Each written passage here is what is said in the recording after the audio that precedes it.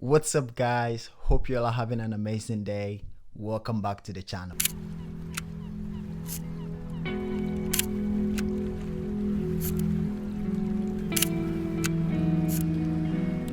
If you have seen my last video, you know I traded in my FP100C for Polaroid 690 and two slide films, which is Fuji Sensia 200 and Kodak Ektachrome E100G with my friend Nolan. If you haven't seen the last video, you can pause this video, go give it a watch, and come back to this video, or you can just go and watch it after watching this. I will either link it in the description down below, or I'll put it in the card up here so you can go give it a watch. I have never shot slide film before, but I've heard a lot about it from friends that have shot it or friends that shoot it, or YouTube videos that I have watched that have talked about it. Now, due to the amount of things that I heard about slide film, I couldn't wait to shoot it. But in my experience, the film that I got to shoot is like all inspired, and that is what I'm going to be sharing with you guys today.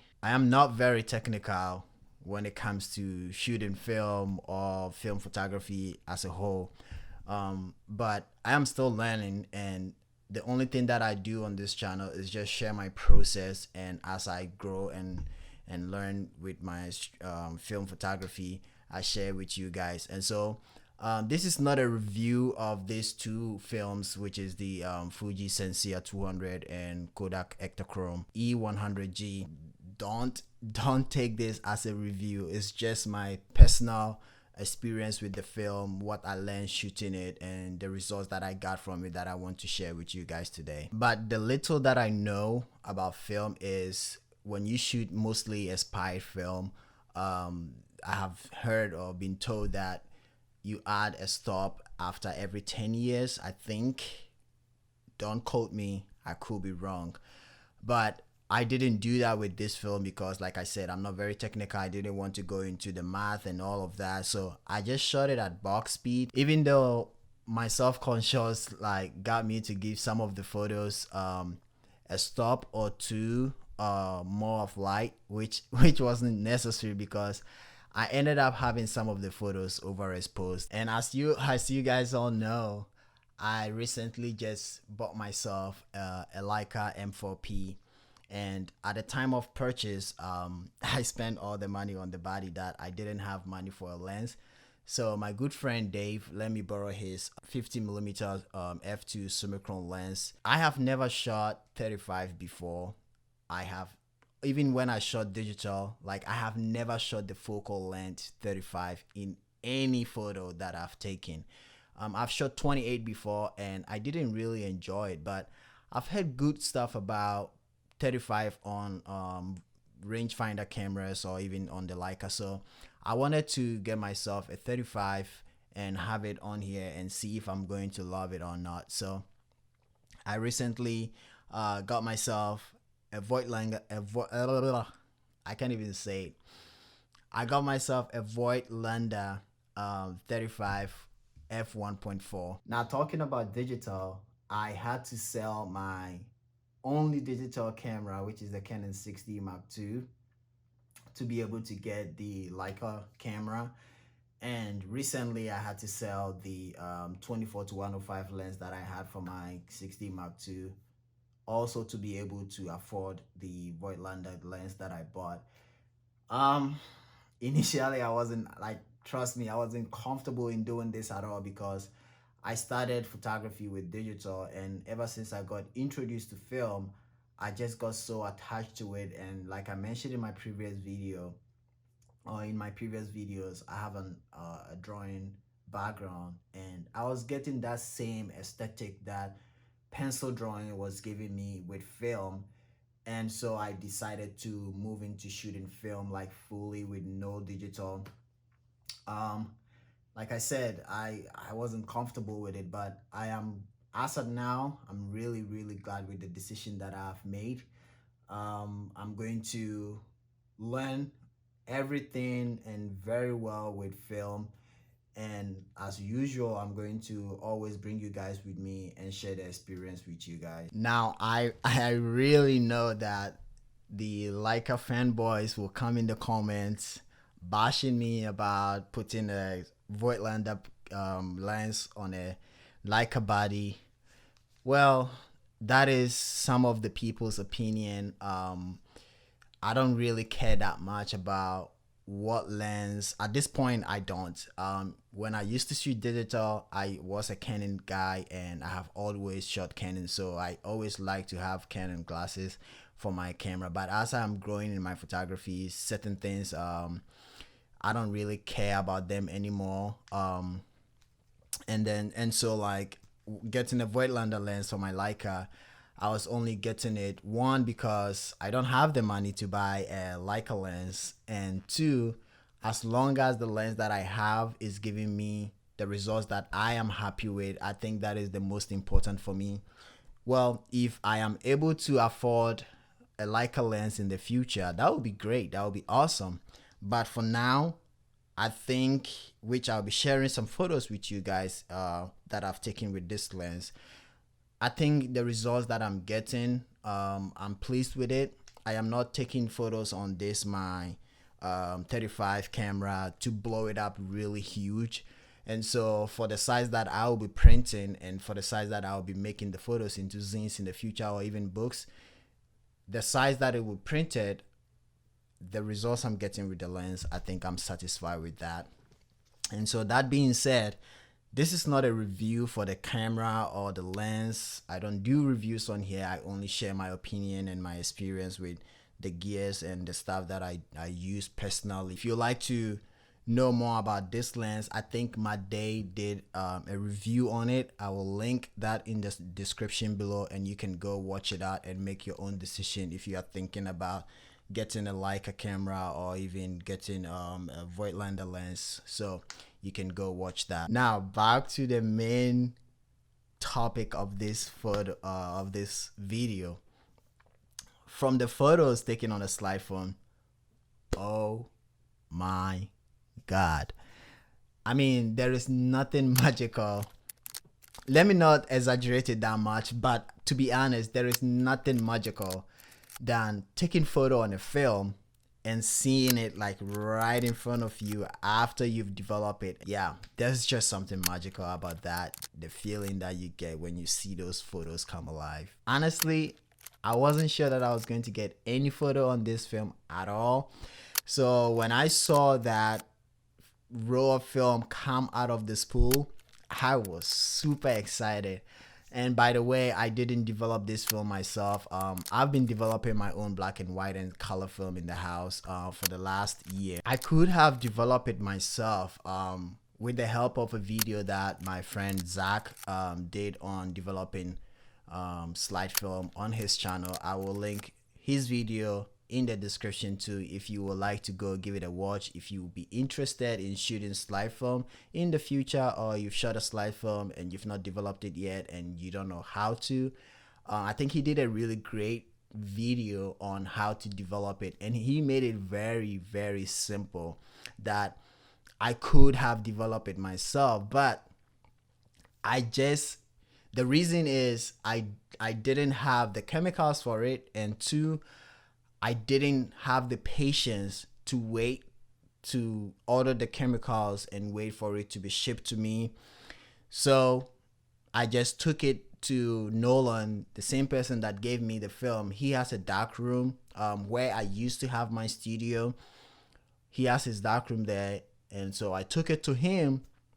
And because I wanted to see the photos as soon as possible so bad, I even had to wait hours at his studio for him to develop the film and then get the film. He was already going to develop a series of slide films himself and some other people's films, so it was the perfect timing for me to give him my film to develop. But he told me that he was going to wait till like the evening or night before he would do it, and then I would have to come back the next day to get it. But no, I was impatient at that time. I just wanted to see the photos that I have taken. And so I told him, please just do this for me. Even though he didn't want to, he finally did it, and I'm glad he did. Thank you so much, Nolan, for doing that. He charged me $9 a roll, so I had 2 rolls, which was $18 for developing the films for me. So I was excited about that. So as I was waiting for Nolan to finish developing the roll of film for me, I walked around the studio. It's a huge building. Like I said, that was where I had my studio, and I moved out of there a few months ago. So I knew where to go and what is there available to shoot. So I had HP5 loaded in my Leica, and also I had the Voigtlander lens on it. So I wanted to also try it out and see how it turns out. So I ended up walking around and taking some photos, black and white photos, and I will share those photos with you at the end of this video. So stick around to see the photos that I got. I took some of the photos on the slide film with the Voigtlander lens, but I also wanted to see how that black and white renders on it. So I'll share that with you. I mean, this video is not about the lens, but I'm just saying, like, I took some photos while waiting on this slide film, and I want to share them with you at the end of the video. So as soon as Nolan was done developing the film, I waited about 10 to 15 minutes for him to get it dry. He has this thing that he loads the film in, and air blows through it and helps it to dry as fast as possible. And like I said, because I couldn't wait to see the results, I had him do that for me. Came home, and then I scanned these myself. One thing that I didn't take into consideration was how much dust that slide film picks. Like, even though it was dried when he gave it to me, and it was in a sleeve when I brought it home, and I made sure I blow it when I was putting it in my scanner, and blow the scanner, the glass on top of the scanner. I don't know how, but there was still dust on the film, and I don't know if it's gonna be there forever, because Nolan was telling me that there is a coat on the film, like the shiny part, that if dust get to it, it sticks and it dries with it or something like that. I could be wrong. That is what he told me. So if you have experience with slide film and you know something about that, you can share them in the comments below. But yeah, there was a lot of dust, and as you guys have seen now, or have seen in the photos that I have been sharing whilst talking, you've seen that there's a bunch of dust on it, and I left them there on purpose. I could have taken them in Photoshop and take them out, but for the sake of this video and to, like I said, share my experience, I try not to edit anything out when it comes to sharing my experience. I want to give it out raw. So as you guys have seen, there is a lot of dust on this film, and if you are going to be shooting slide film, just be mindful of that. I shot some of these photos in the bright daylight outside with natural light. I shot some of the film. I shot some of the photos indoors with flash, and then I also shot some in the studio with strobe. But one thing that I did, the mistake that I did, was in the studio. I did a shoot last week, and I shoot on my Hasselblad anytime I shoot in the studio. And in the middle of the shoot, I just thought and decided, oh, why don't I just grab some few photos with my Leica? But I forgot to set my shutter speed to the flash sync speed, so I was getting, like, you know, the light wasn't syncing well, so I was getting half frame. Sorry for the bumping into the mic. So I was getting half frame with light and then half without light, because the curtain wasn't like moving through. I like the sync speed. So after Nolan developed the film for me, he gave me an extra free roll of slide film, which is in 120 format. I'm pretty excited about that, because seeing the 35, it's just going to be even more amazing seeing it on a 120. And one of my friend Tariq, he shoots a bunch of film, and he shot some on 4x5, and he was telling me the other time, well, if you think slide film is cool in 35, wait till you shoot 4x5. Well, but I'm excited about this 120. Nolan gave me a free roll, and my friend Sean also gave me a free roll, so I have 2 rolls of slide films right now, and I am super excited. I cannot wait to shoot this film. I'm going to plan a shoot with it, and I'll definitely bring you guys along and share the results with you, so watch out for that. So how do I feel about slide film? I think they are magical. I think they are so much fun to shoot. The feeling you have or you get when you see them photos come alive, when you've exposed it well. And that is one thing too. When you're shooting slide film, I've been told you really have to be mindful of the exposure. You have to make sure you are getting it like right on. So that is something to take into consideration. But yeah, I had so much fun shooting this film, and I'm definitely going to shoot it again. If Nolan see this video, I kind of told him that I don't think I'll be shooting slide film that much. For personal projects and works, I'll just shoot negatives, and for fun stuff and just shooting around, I'll shoot slide film for fun. But I think it's gonna be really fun if I did a project shooting just slide films. And maybe even develop it up myself. If I see myself shooting it that much, I'll just buy myself the chemicals and watch Zack's video and develop it myself. So it was fun. If you've not shot it before, I think you should try it. I think it's a good experience and good feeling to have.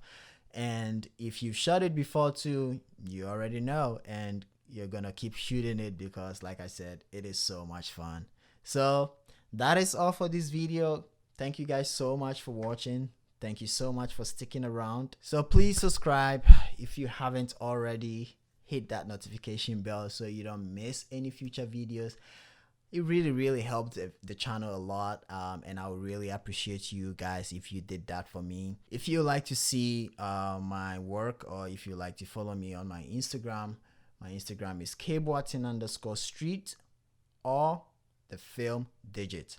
kboatin_street is mostly where I share my black and white films, and then the film digit is where I share my color film. So if you like to see more of these photos taken on the slide film, that is where I'll be posting them, and obviously I'll be going in and taking all those dust and scratches off it, so you can see a clearer view of the photos. So go follow me on there, come say hi. And finally, I would like to officially say on here that I made my very first zine, the Backroads Adventure. I am super proud of this work, and I am so glad that I decided to put this together. There is 34 photos in here. And 38 pages. And yeah, like I said, I'm super glad that I did this, and I will have the link to be able to purchase this in the description. So if you would like to purchase one, I would really appreciate it, because purchasing this, you'll be supporting my family and this channel, and just help me keep doing what I do on here. And like I said, I would really appreciate you if you'll be able to pick one for me. The link will be in the description below if you would like to purchase one. Finally, thank you guys so much once again for watching this video. Thank you for sticking around. If you made it this far, I really do appreciate you. Until the next video, go hit the street if you can, and if you're allowed to, wherever you are in the world right now. Create some beautiful photos and share with us all. And don't forget, always create to inspire. Talking about sharing, I created a black and white film community page on Instagram that I share just mainly black and white photos taken on film. So if you'd like to be a part of this community and help it grow and just have some fun talking about black and white film and film in general, go give it a follow. You can tag us in your photos, or use the hashtag film in monochrome to be featured on the page. So if you like to follow and share your black and white photos taken on film, go give that account a follow. See you guys. Bye.